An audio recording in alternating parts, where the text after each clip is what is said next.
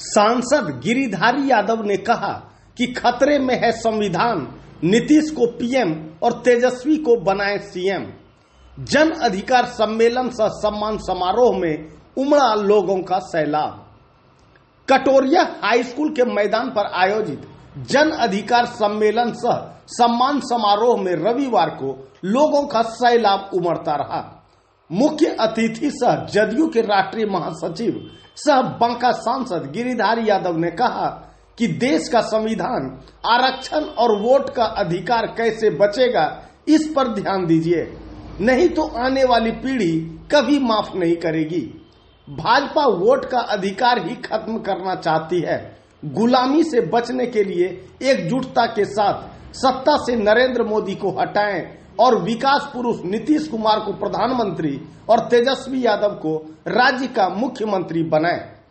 सांसद गिरिधारी यादव ने अपने संबोधन में विस्तृत रूप से अपने विचारों को रखा।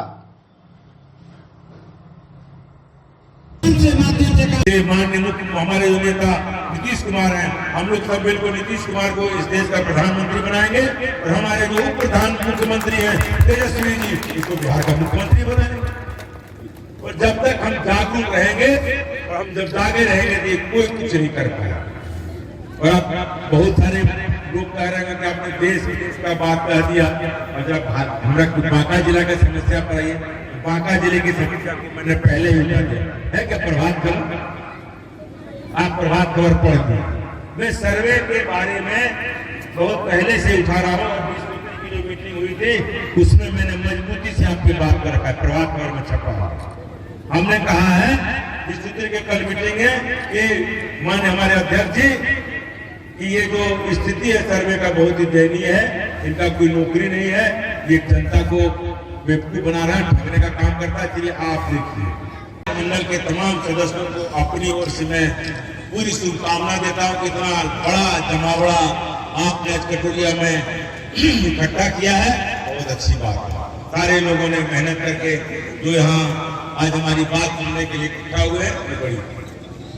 अब सब जानते हैं बिहार में जब से हमारे माननीय मुख्यमंत्री नीतीश कुमार जी ने काम करना शुरू किया, ये किसी से छुपा हुआ बात है। जो भी विकास हुआ है वो आपसे छुपा हुआ है। हमारे हरेंद्र भाई अभी कह रहे हैं, बहुत सारी मांगों को उन्होंने रखा, ये बनना चाहिए वो बनना चाहिए, लेकिन जो चीज बना उनके यहाँ वो बात उन्होंने नहीं बताया। हम ये चाहते हैं कि जो वक्ता जब भाषण थे, ये बताइए क्या क्या था, क्या पूर्वी में जाने का रास्ता नहीं था, आपको कोई चीज था ही नहीं। और जहां तक प्रखंड मुख्यालय बनाने की बात, प्रखंड मुख्यालय का कोई काम ही नहीं रह गया, सब तो घरे से ऑनलाइन हो जाता है। इसलिए आपका जो जितना कटोरिया में जो सर्वांगीण विकास पूर्वी क्षेत्र का हुआ है, उतना तो पूरे जिला में कहीं नहीं हुआ। चाहे वो आपका सिटी का 50-60 किलोमीटर सड़क हो कि पुल हो कि जो भी हो, कौन ऐसा काम है जो पूर्वी बेल्ट में जनार्दन बाबू, सरिता बाबू, हरेंद्र जी, सजिता जी, भोला जी, जितने लोग हैं सब मिलकर जवाहर लोग सब, कितना लोग, कुछ लोग मर गए जो विकास कराए, कुछ लोग जिंदा हमारे मर गए। श्री प्रसाद बाबू जब बोलते थे बाप रे कैसे पार होगा, पुल बनवा दीजिए, पुल के तकिए बन गया। जब हम छोटा सा पुल बनवाए थे कधार में 2000 में, लालू हमारे स्वर्गवास हो गए, इतना पानी में पार हुए थे हम लोग सब लोग काज करता साथ बैठे। हम बहेंगे, कितना बहेंगे, भाषण था 99 में जाना था उसका, बोला बहेंगे पार हो के ही जाए। हम लोग पार हो गए, बोले लालो था उन दिन बज जी पारे नहीं सकते की करेंगे, पूरा बनवा कल के नाम रस्सी रे ना पे पुल रस्सी से बांध के हमने कधार नदी पर पुल बनवा दिया, गौरा पर पुल बनवा दिया। ये विकास के मामले में जितना काम हम कर सकते थे हमने किया, आगे भी करते रहेगा। हम वो काम नहीं करते हैं, आपको भरम है कि गिरिधारी यादव को कोई पावर नहीं है, वो आपका पावर है। इस बांका जिले की कटोरिया बेलर यहाँ की जनता का पावर है जो हमने आपको करवाया।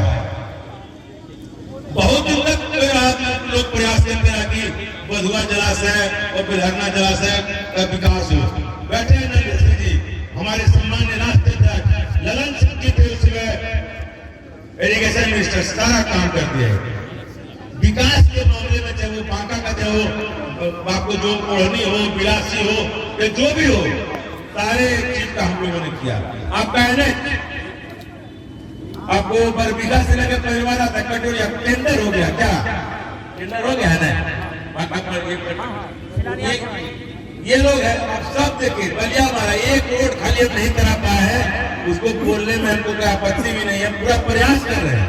मेरा मोठावाड़ी वाला सड़क अभी फंसा हुआ, उसके लिए हम दिन रात लगे हुए हैं, इसलिए लगे हुए हैं कि हम नहीं लगेंगे तो कौन लगेगा। रोड बनवाए थे अभी 2004 में, मरम्मत बीच में करवाए, लेकिन जंगल विभाग के चलते जो हमारे ओंकार की हर बात को उठाते हैं, उसमें फंसा हुआ आ गया और वो नहीं होगा। अभी बहना गए, उसका भी बनवा दिया। ऐसा कोई काम आपके इलाके में नहीं है जो मैंने आपका आशीर्वाद, अपना कोई पावर नहीं, आपके पालती हुए शक्ति से मैंने उसको किया, आगे भी करते और आप जानते हैं। अब ये रोड और सड़क और बिजली का समय गया, मान लीजिए बनवा भी दी, क्या नहीं भी बनवाए क्या पीटिए जाएगा। अब ये रोड सड़क बिजली आंगनवाड़ी सेविका ने जो प्रॉब्लम रखा उसका भी हम लोग समझते हैं, सुनते हैं, आंगनवाड़ी रहे किस रसोईया रहे, ये समय गया। अब समय आ गया संविधान बचाने का। इस देश में जो हम लोग हैं, इसमें संविधान बचेगा कि नहीं बचेगा इसकी चर्चा। और जो लोग आपके विरोधी वो आपको बहकाते रहेंगे कि अरे ये काम नहीं हुआ, अरे वो काम नहीं हुआ, काम तो बाद में भी हो जाएगा, आज नहीं हुआ आगे हो जाएगा, जो काम हो जाएगा वो खत्म भी हो जाएगा। लेकिन यदि संविधान खत्म हो जाएगा, जो हमारे प्रोफेसर डॉक्टर अरविंद कुमार और हमारी बहू सिफारिका शेखर जो प्रोफेसर है मधेपुरा यूनिवर्सिटी में, उन्होंने तो बताया आपको कि संविधान खत्म हो जाएगा। हम लोग को बोलते कि फूफा जी ये क्या हो रहा है, कोई कहता है कि भाजपा आ जाएगा, ये आ जाएगा, मैंने एकदम नहीं आएगा। बोला फिर हम लोग को पढ़ाते लिखाते काहे के लिए? हम पढ़ लिख के जिनको नौकरी नहीं मिलेगा, सबका सरकारीकरण को अडानी और अंबानी को ही बेच देगा, सबका निजीकरण कर देगा, तो पढ़ाने से फायदा क्या होगा बच्चों को? जब नौकरी नहीं बचेगा, क्या करेंगे हम लोग पढ़ के? ये जो सरकार है भारतीय जनता पार्टी की सरकार, ये नौकरियों को समाप्त कर रही है। आपने सबने सुना होगा कि हमारे सम्मानीय प्रधानमंत्री ने कहा था जो कितना लाख आपके खाता में चला जाएगा, कुछ नहीं गया। हमारे सम्मानीय प्रधानमंत्री ने कहा था कि हर साल 2 करोड़ लोगों को नौकरी देंगे। आप लोग जोड़ लीजिए कितना करोड़ में हुआ। अब कहते हैं रोजगार देंगे, उसको तो भाषा पर कमाल है ना, वो तो भाषा का कब जादूगर है। बोलेगा रोजगार और नौकरी एक बात हुआ, गुजरात में रोजगार और नौकरी एक बात हो सकता है, इसलिए कि गुजरात के लोग जो है उसको नौकरी और रोजगार में, लेकिन जिस ईस्टर्न इंडिया में के लोगों को रोजगार और नौकरी में आसमान जमीन का संतर समझ में आता है। ये जो भाषा के कारीगरी से, कलाबाजी से इस देश को जो हम लोग की जनता को जो ठगने का काम इस देश के सम्मानीय प्रधानमंत्री कर रहे हैं, वो आपको समझना पड़ेगा। नीतीश कुमार जी ने क्या किया? इनको बहाली करने की इच्छा हुई, बोला भाई शिक्षक बहाल करें। कितना दिन में? 140 दिन। क्या 140 दिन में 1.5 लाख 1.25 लाख शिक्षक को बहाल 140 दिन में। कितना दिन लगा? मात्र 140 दिन। क्या महीना हुआ? तो ये 9 साल से है। यदि इनको बहाल करने का मन रहता, 1 साल का 2 करोड़ करके दिखा देते तो समझ लो। 140 दिन में नीतीश कुमार ने बहाली कर दिया 1.25 लाख टीचर। आप बता दीजिए जो बहाली हुई है उसमें कोई लोग कह सकता है कि इसमें कोई भ्रष्टाचार हुआ? जिन लोगों गांव में नौकरी लगी है, चाहे वो ऊपर चकमड़िया हो, सठियारी हो, या हमारा किला का जितने गरीब लोगों का नौकरी लगा, तो जानता भी नहीं था कि हमारा हो जाएगा। ये उपलब्धि है नीतीश कुमार की। बड़े कम समय में जितने निष्पक्षता से जो बहाली नीतीश कुमार माननीय मुख्यमंत्री के द्वारा किया गया है, इसका कोई उदाहरण देश के लोकतंत्र के इतिहास में आज तक नहीं मिलता। एक बार कर्पूरी ठाकुर किए थे, बिना भले मार्क्स बेसिस पर कुछ इंजीनियरों का 10,000 या कितना गांधी मैदान में दिए थे कर्पूरी ठाकुर जी जब मुख्यमंत्री हुए। ये बात आप समझिए, जब नीतीश कुमार जी इस देश के प्रधानमंत्री बनेंगे, तभी इस देश में जो शेड्यूल कास्ट के लोग हैं, शेड्यूल ट्राइब के लोग हैं, ओबीसी है, माइनॉरिटी है, उनकी नौकरियां सुरक्षित रहेंगी और कम समय में इस देश में 2 करोड़ नौकरी देने का वो काम करेंगे। एक बार नहीं दे सकते, 5 साल देंगे। आपको अपना भविष्य बचाना है। यदि आप चाहते हैं कि हम अपने को बच्चों को पढ़ावें, मेरा भविष्य सुधरे, हमारे बच्चों का भविष्य सुधरे, तभी जाके ये हो सकता है। और नौकरी कोई छोटी मोटी बात नहीं है, आपके लिए होगी छोटी बात, लेकिन जो टीचर बहाल होगा उसके बारे में देखिए, नौकरी इस देश की बड़ी बात है। आरक्षण हमारे बाबा साहब अम्बेडकर ने जो संविधान में देने का काम शेड्यूल कास्ट और शेड्यूल ट्राइब के लिए किया, उस आरक्षण से कितने लोग लाभान्वित हैं, ये सब आप समझते हो।